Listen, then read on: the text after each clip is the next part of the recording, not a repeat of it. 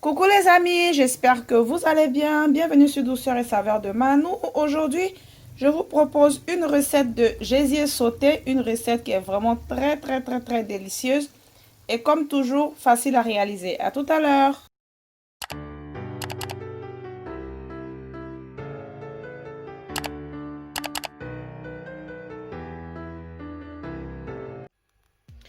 Alors, pour commencer ma recette, je vais d'abord pré-cuire les gésiers.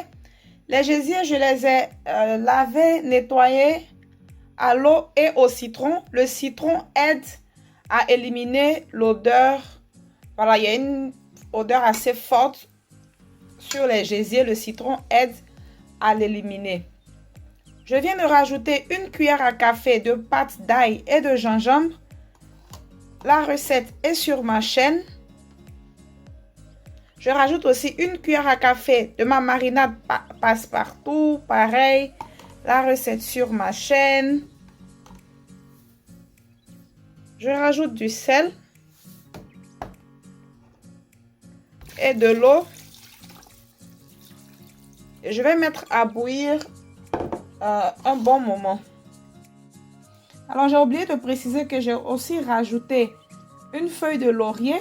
Et je n'ai pas rajouté d'autres sortes d'assaisonnement parce que la marinade passe-partout ainsi que la pâte d'ail et de gingembre sont déjà très bien assaisonnés. Si vous regardez les vidéos ou vous avez regardé la vidéo, vous saurez de quoi je parle. Mais si vous n'avez pas ces deux éléments sur vous, vous pouvez vous-même assaisonner et mariner votre gésier avant de passer à la pré-cuisson.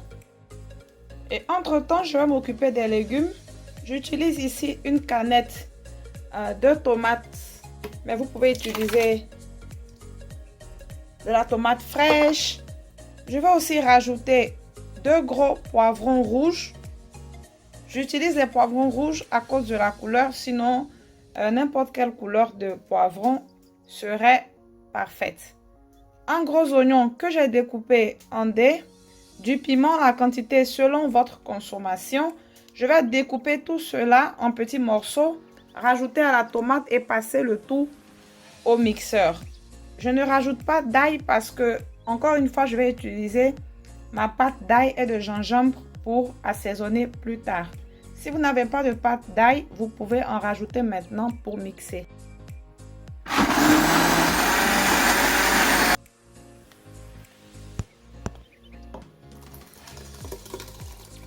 Alors, dans une casserole que j'ai mise au feu, à feu moyen, je renverse tous les légumes que je viens de mixer. Et je vais laisser l'eau s'évaporer. Les gésiers sont prêts, je vais les égoutter avant de les faire frire.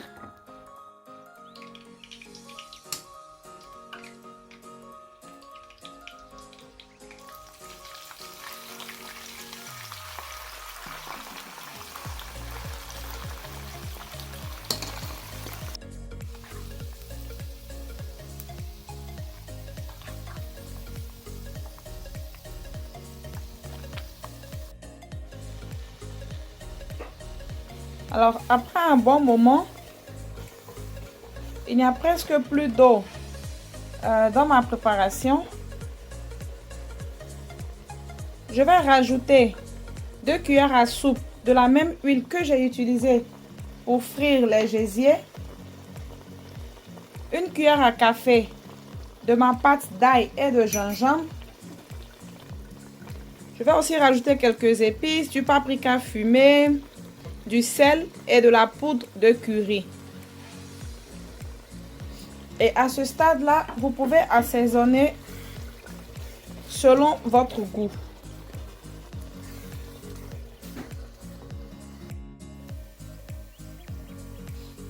Alors, quand il y a l'huile qui commence à sortir sur le dessus comme ça, c'est-à-dire que ma pâte, elle est presque prête. Et maintenant, je vais rajouter les gésiers frits.